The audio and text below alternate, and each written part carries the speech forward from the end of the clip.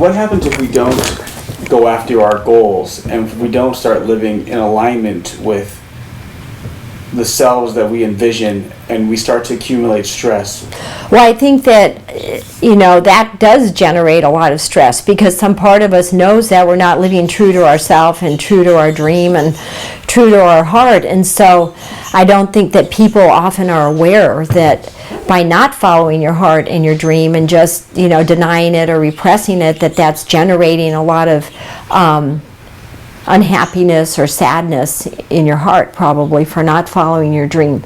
So again, I think it's being bold enough and willing enough to really announce what your dream is and go for it, no matter what, and find help and ways to do it, and that you'll never give up. One of the things that you and I were talking about a little while ago is what happens with stress in the body in general. So there's all the different factors of stress, whether it's biochemical, nutritional, emotional, energetic, structural. Is one of the things that happens is that the adrenal glands get exhausted because the adrenal glands are a primary organ on the front, so to speak, for dealing with stress and producing hormones like adrenaline and cortisol that handle the stress that we have in the body. And over time, if they're active too much and producing too much of those hormones, they start breaking down and they stop producing hormones.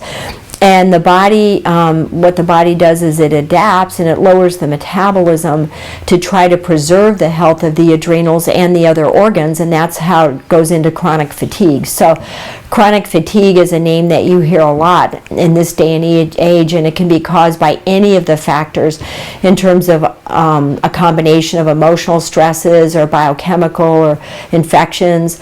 But adrenal exhaustion is definitely one of those stressors that happens, or a result of stress, where the whole metabolism will lower to try to preserve the adrenals because they're just running wild trying to keep up with all the stuff that we've got going on. Another endocrine that suffers is the thyroid, and a lot of people have low thyroid, which again is the result of different toxicities or emotional stress. But it can also lower just because the adrenals are exhausted and the whole metabolism lowers and the thyroid lowers. So having chronic stress is a perfect setup for exhaustion and chronic fatigue. And that's a lot of what I see that comes into my practice. Is that's usually one of the first things people say is that they're exhausted.